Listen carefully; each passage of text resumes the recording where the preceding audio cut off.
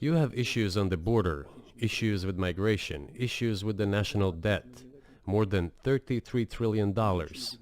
You have nothing better to do, so you should fight in Ukraine? Who blew up Nord Stream? I wanted this question so much. Ladies and gentlemen, here are some key moments of the interview between Tucker Carlson and Putin for me. These people have been made into national heroes in Ukraine. Monuments to those people have been erected. They are displayed on flags. Their names are shouted by crowds that walk with torches, as it was in Nazi Germany. These were people who exterminated Poles, Jews, and Russians. It is necessary to stop this practice and prevent the dissemination of this concept. I say that Ukrainians are part of the one Russian people. They say, no, we are a separate people. Okay, fine. If they consider themselves a separate people, they have the right to do so, but not on the basis of Nazism, the Nazi ideology. Would you be satisfied with the territory that you have now? I will finish answering the question. You just asked a question about neo-Nazism and denazification. Look, the president of Ukraine visited Canada. This story is well known, but being silenced in the Western countries. The Canadian Parliament introduced a man who, as the Speaker of the Parliament said, fought against the Russians during the World War II. Well, who fought against the Russians during the World War II? Hitler and his accomplices. It turned out that this man served in the SS troops. He personally killed Russians, Poles, and Jews. The SS troops consisted of Ukrainian nationalists who did this dirty work. The president of Ukraine stood up with the entire Parliament of Canada and applauded this man. How can this be imagined? The president of Ukraine himself, by the way, is a Jew by nationality. Really, my question is, what do you do about it? I mean, Hitler's been dead for 80 years. Nazi Germany no longer exists. And so, true. And so I think what you're saying is you want to extinguish or at least control Ukrainian nationalism. But how? How do you do that? Listen to me. Your question is very subtle, and I can tell you what I think. Do not take offense. Of course. This question appears to be subtle. It is quite pesky. This is the first time I saw Putin acting like a human being, but like a brother conversation. You're kind of pesky, bruh. You say Hitler has been dead for so many years, 80 years. But his example lives on. People who exterminated Jews, Russians, and Poles are alive. And the president, the current president of today's Ukraine, applauds him in the Canadian Parliament, gives a standing ovation. Can we say that we have completely uprooted this ideology if what we see is happening today? That is what denazification is in our understanding. We have to get rid of those people who maintain this concept and support this practice and try to preserve it. That is what denazification is. That is what we mean. And I think he's right. We are celebrating this in disguise as the guy isn't a freaking hero in freaking Canada. What did they do in Canada? They're freezing people's bank account that I don't agree with. They're doing weird tactics celebrating a Nazi. Didn't Trudeau celebrate China? There's a level of admiration I actually have for China.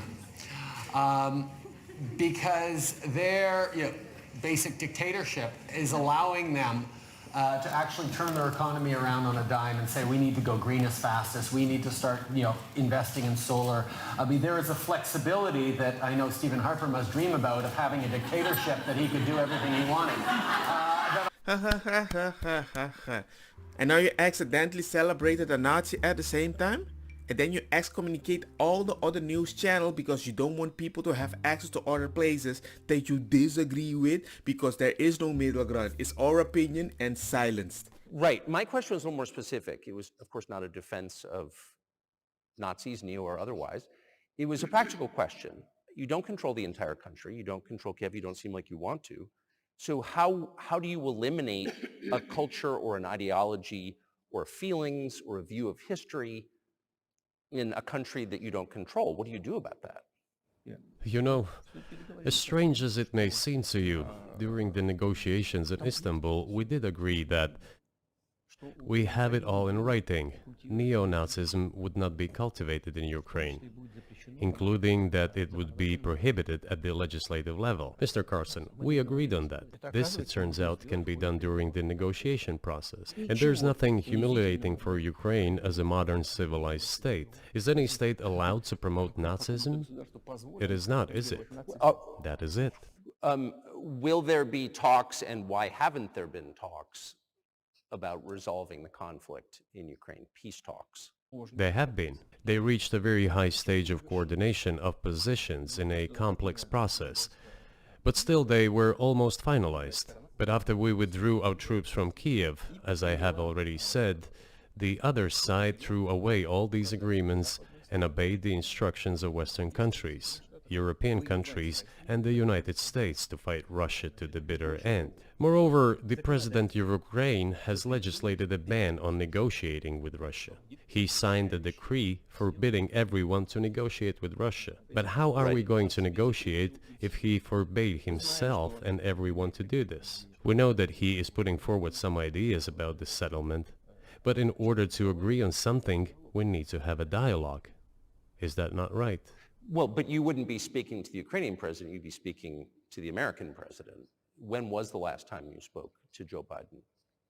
I cannot remember when I talked to him. I do not remember. We can look it up. You don't remember? No. Why? Do I have to remember everything? I have my own things to do. We have domestic political affairs. Well, he's funding the war that you're fighting, so I would think that would be memorable. Well, yes, he funds, but I talked to him before the special military operation, of course. And I said to him then, by the way, I will not go into details, I never do, but I said to him then, I believe that you are making a huge mistake of historic proportions by supporting everything that is happening there, in Ukraine, by pushing Russia away. I told him repeatedly, by the way. I think that would be correct if I stop here. What did he say? Ask him, please. It is easier for you. You are a citizen of the United States. Go and ask him. It is not appropriate for me to comment on our conversation. Let's see Putin's suggestion how we can actually stop this war. I will tell you what we are saying on this matter and what we are conveying to the US leadership. If you really want to stop fighting, you need to stop supplying weapons. It will be over within a few weeks. That's it. And then we can agree on some terms. Before you do that, stop. What's easier? Why would I call him? What should I talk to him about? Or beg him for what? And what messages do you get back?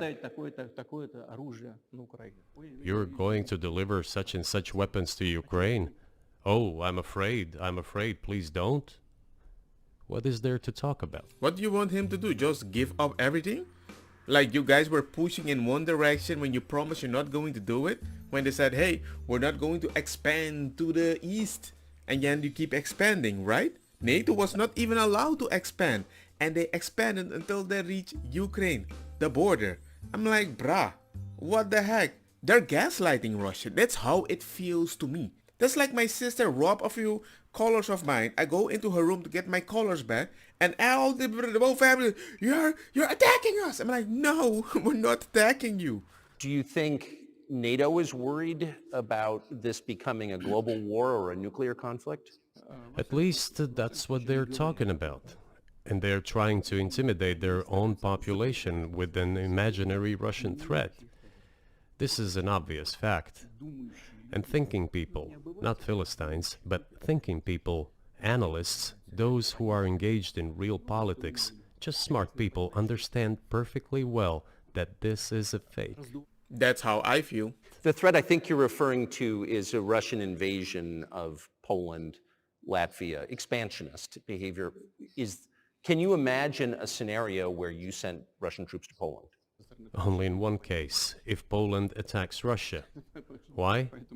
Because we have no interest in Poland, Latvia, or anywhere else. Why would we do that? We simply don't have any interest. It's just threat-mongering. Well, the argument, I know you know this, is that, well, he invaded Ukraine. He has territorial aims across the continent, and you're saying unequivocally you don't. It is absolutely out of the question.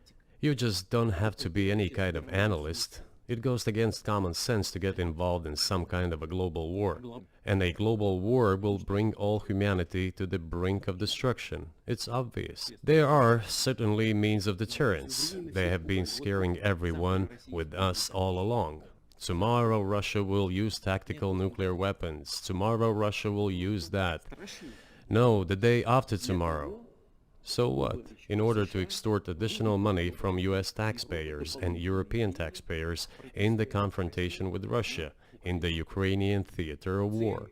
The goal is to weaken Russia as much as possible. One of our senior United States senators from the state of New York, Chuck Schumer, said yesterday, I believe, that we have to continue to fund the Ukrainian effort or US soldiers, citizens could wind up fighting there. How do you assess that? This is a provocation, and a cheap provocation at that.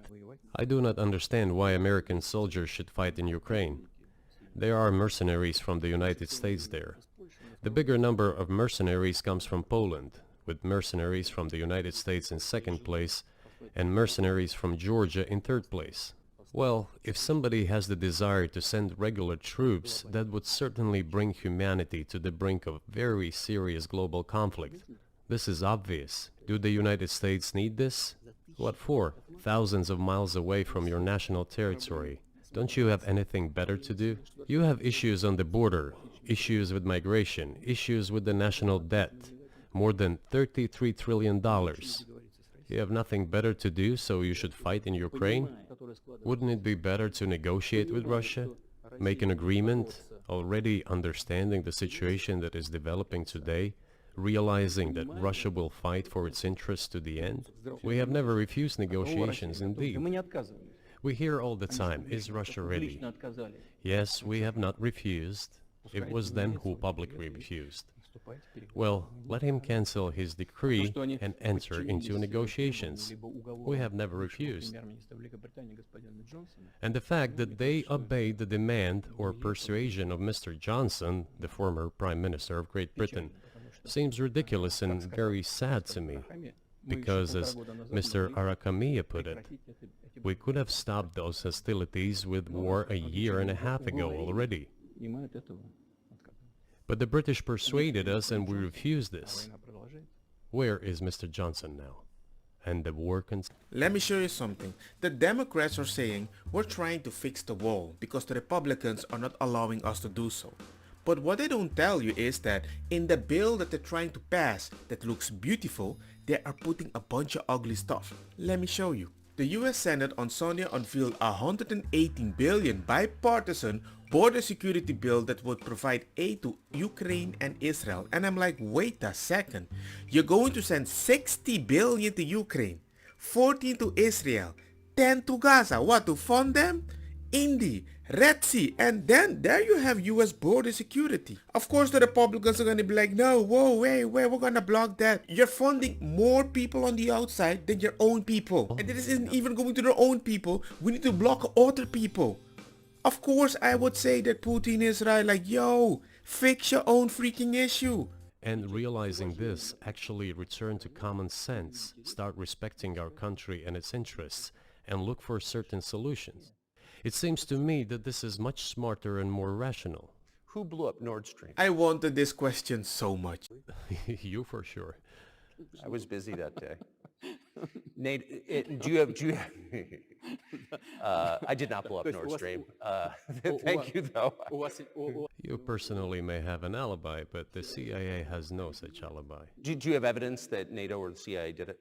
You know, I won't get into details, but people always say in such cases, look for someone who is interested. But in this case, we should not only look for someone who is interested, but also for someone who has capabilities. Because there may be many people interested, but not all of them are capable of sinking to the bottom of the Baltic Sea and carrying out this explosion. These two components should be connected. Who is interested and who is capable of doing it. But I'm confused. I mean, that's the biggest act of industrial terrorism ever. and it's the largest emission of CO2 in history. Okay, so if you had evidence, and presumably given your security services, your intel services, you would, that NATO, the US, CIA, the West did this, why wouldn't you present it and win a propaganda victory? In the war of propaganda, it is very difficult to defeat the United States, because the United States controls all the world's media and many European media. The ultimate beneficiary of the biggest European media are American financial institutions. Don't you know that? So it is possible to get involved in this work, but it is cost prohibitive, so to speak. We can simply shine the spotlight on our sources of information, and we will not achieve results. It is clear to the whole world what happened, and even American analysts talk about it directly. It's true. Yes, but here's a question you may be able to answer. You worked in Germany, famously. The Germans clearly know that their NATO partner did this, and it damaged their economy greatly. It may never recover. Why are they being silent about it? That's very confusing to me. Why wouldn't the Germans say something about it? No, it's not done there. Because I can also say, well, Russia, you could have done it by yourself. He has a very weird point that I did not expect to hear. And if this is true, Western country, you have a lot to explain. This also confuses me. But today's German leadership is guided by the interests of the collective West rather than its national interests. Otherwise, it is difficult to explain the logic of their action or inaction. After all, it is not only about Nord Stream 1, which was blown up, and the Nord Stream 2 was damaged, but one pipe is safe and sound, and gas can be supplied to Europe through it. There's another pipe? Nobody is talking about that? But Germany does not open it. We are ready, please. There's another route through Poland, called Yamal Europe, which also allows for large flow. Poland has closed it, but Poland pecks from the German hand. It receives money from the pan-European funds, and Germany is the main donor to these pan-European funds. Germany feeds Poland to a certain extent, and they close their route to Germany. Why? I don't understand. Ukraine, to which the Germans supply weapons and give money. Germany is the second sponsor of the United States in terms of financial aid to Ukraine. There are 2 gas routes through Ukraine. They simply closed one route. The Ukrainians open the second route and please get gas from Russia. They do not open it. Why don't the Germans say, look guys, we give you money and weapons. Open up the valve, please. Let the gas from Russia pass through for us. We're buying liquefied gas at exorbitant prices in Europe, which brings the level of our competitiveness and economy in general down to zero. Do you want us to give you money? Let us have the decent existence. Make money for our economy, because this is where the money we give you comes from. They refuse to do so. Why? Ask them. That is what is like in their heads. Those are highly incompetent people. Look man, I'm not team Russia. But if you have multiple ways to solve an issue, but you keep pointing at one, hating one, we're funding a war, we are fighting, I'm like, why? It just makes me believe, you know what? Some industrial military complex like, don't keep buying weapons. Sell the weapons. It's all about the money, right? Capitalism. But your law seems to be like communism. I don't know what the heck is happening, people. But it's just, you can't gaslight me that I can't listen to the other side. That's like, hey, we're going to divorce, but don't even listen to the husband. You know how unfair that is? Maybe you need to make up something, fix America, and fix America, fix America, fix America, fix America. And once you're balanced and everything is beautiful, then go help other people when you have a flourishing business. I don't like people that want to tell me how to take care of a family when their family is a mess. It makes no sense. I don't trust them. You don't have an alibi, right? And having a lot of money, taxpayer money, isn't an alibi. But anyway, let me know what you guys think. Wasn't meant to make it too long, but it was the point that actually caught my attention because I watched this almost like 2 a.m. in the morning because I really wanted to watch this interview. Anyway, have a nice day and peace. Like the usual. don't get me wrong. Ma cosa kita bong? Put a fire na mi blonde, kush, hash, purple, skunk, criollo, colombici, jam, jam, turloqueta, verdeta, welcome.